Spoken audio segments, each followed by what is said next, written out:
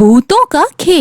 सागर एक सरकारी स्कूल का शिक्षक होने की वजह से उसकी गांव से दूसरे गांव ट्रांसफर होती रहती है।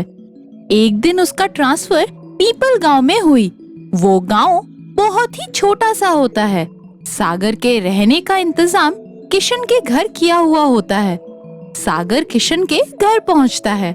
जी आप ही किशन है क्या? मैं सागर हूँ। हाँ, मैं ही किशन हूँ। आपको मेरे घर ही रहना है।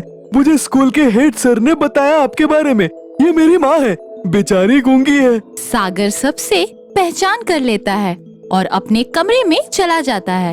अगले दिन जी ये स्कूल के बच्चे, ये आपको स्कूल का रास्ता दिखा देंगे।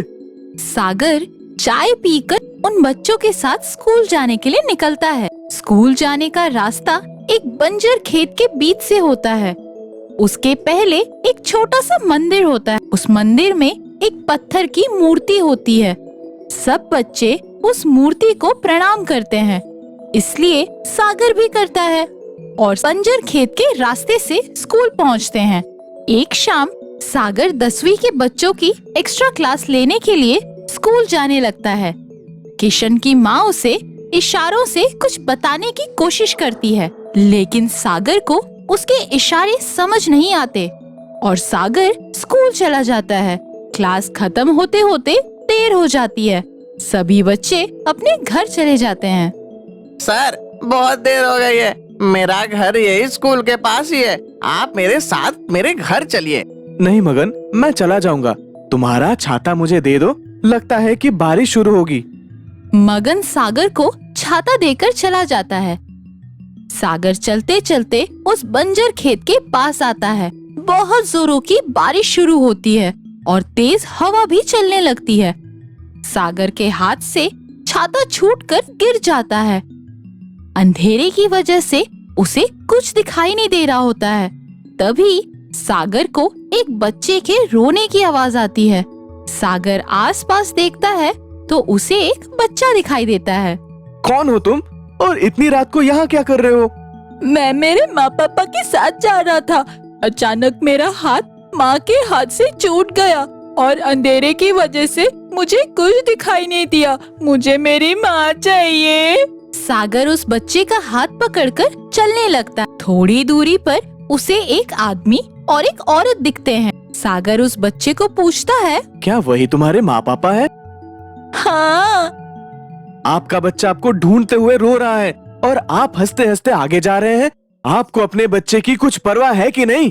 कौन सा बच्चा? हमारा तो कोई बच्चा नहीं है। ये क्या है?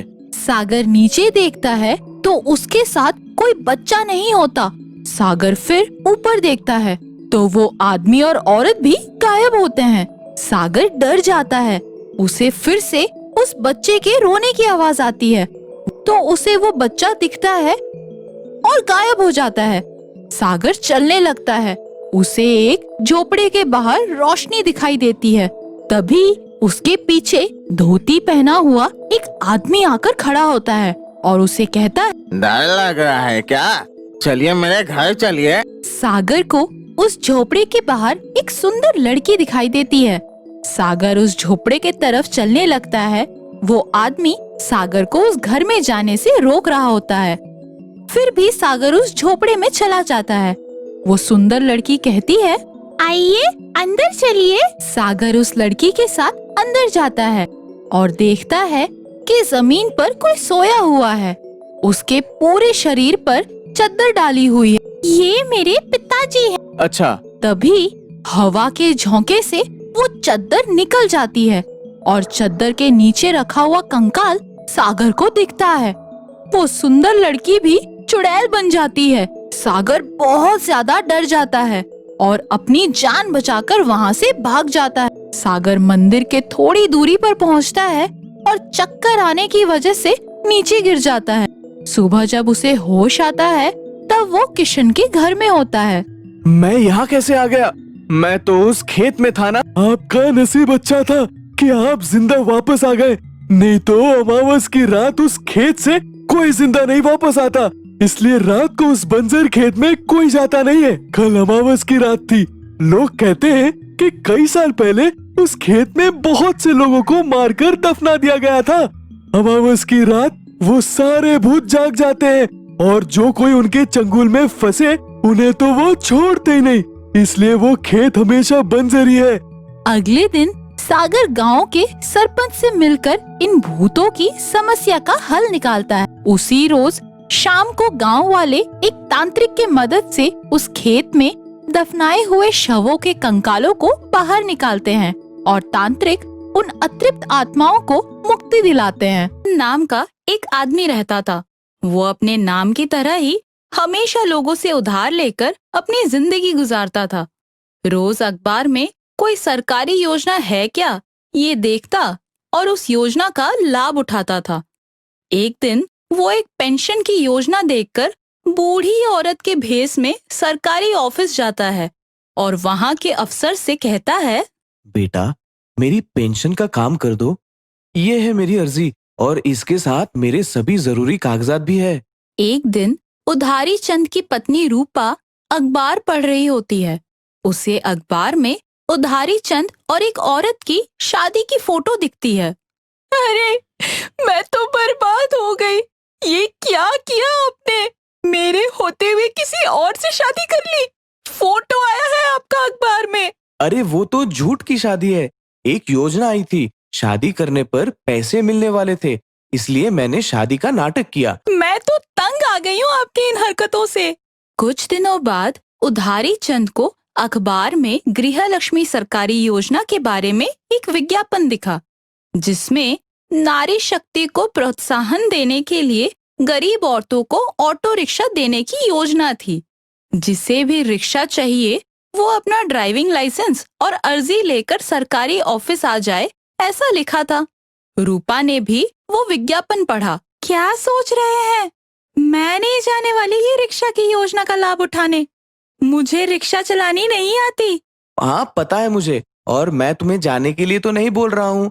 तुम अपने कपड़े लेकर आओ, मैं औरत बनकर रिक्शा लेकर आऊंगा। फिर उधारी चंद रूपा के कपड़े पहनता है। रूपा उसका फोटो निकालती है और वो फोटो अपनी अर्जी पर लगाकर उधारी चंद सरकारी ऑफिस में जाता है। साहब, ये है मेरी अर्जी। अच्छा, चंदा नाम है तुम्हारा? बहुत खूब, तुम पहली औरत हो जो इस योजना का लाभ उठाने आई है। अब तुम्हें ऑटो रिक्शा के लिए लोन मिलेगा। फिर उधारी चंद रिक्शा खरीदता है। रिक्शा स्टैंड पर उसे देखकर बाकी रिक्शा वाले हैरान हो जाते हैं कि एक औरत रिक्शा चलाती है। उसके रिक्शा में 2 औरत बैठती है। वो आपस में बात करने लगती हैं। अरे बहन, आपको पता है उस सुरेश ने अपनी पत्नी को मारकर नदी में डाल दिया। हाँ हाँ, पता है मुझे। और उसने पड़ोसियों से भी कहा है कि किसी ने पुलिस को कुछ बताया तो उन्हें भी मार देगा। अरे ये क्या हो रहा है हमारे देश में? लोग खुलेआम एक दूसरे को मारने लगे हैं। ऐसे लोगों को तो फांसी होनी चाहिए। मैं बताऊंगी पुलिस को सुरेश के बारे में। अरे, अब सीरियल नहीं देखती हैं क्या? हम सीरियल के बारे में बात कर रहे हैं। उधारी चंद अपने सिर पर हाथ मार लेता है। अगले दिन उसके रिक्शा में 2 आदमी बैठते हैं। भाई, यहाँ कोई वाइन शॉप मिलेगा तो अच्छा होगा। हाँ हाँ, यही पास में एक वाइन शॉप है, वहाँ बैठ के पी सकते हैं आप, और साथ में चना भी फ्री में। 11 बजे तक खुली रहती है वो वाइन शॉप। आपको जो चाहिए वो शराब मिलेगी, रम, विस्की, वोडका। मुझे भी मिलिट्री रम अच्छी लगती है। उधारी चंद की ये बात सुनकर दोनों आदमी बेहोश हो जाते हैं। इस तरह उधारी चंद रात में भी रिक्शा चलाने लगा। एक दिन सरकारी अफसर उधारी चंद का सम्मान करते हुए, मेरी प्यारी बहनों, चंदा ने गृहलक्ष्मी योजना के चलते रिक्शा खरीदी और रात को भी रिक्शा चलाकर उसने और औरतों की भी मदद की है। चंदा सच में नारी शक्ति का एक अच्छा उदाहरण बन गई है। हमें नहीं पता था कि ये योजना इतनी सफल होगी। अरे वो पंखा तो जरा इधर कीजिए, हवा नहीं आ रहा है। तो मैं कह रहा था, इस योजना का लाभ उठाने वाली चंदा पहली औरत थी और वो अच्छी रिक्शा चला रही है, इसलिए सरकार ने उसका लोन माफ कर दिया है। सभी तालियां बजाने लगते हैं। तभी पंखा उधारी चंद की तरफ घूमता है और उसके सर से लंबे बालों का विग उड़ जाता है। स्टेज पर खड़ी औरतें बोलती हैं, अरे ये तो औरत नहीं है, और तुम तो वो उधारी चंद हो ना, जो हमेशा झूठे कागजात बनाकर सरकारी योजना का फायदा लेता है। अब तो तुमने औरतों की योजना को भी नहीं छोड़ा। अरे देख क्या रहे हो, मारो इसे। फिर सभी मिलकर उधारी चंद को बहुत पीटते हैं।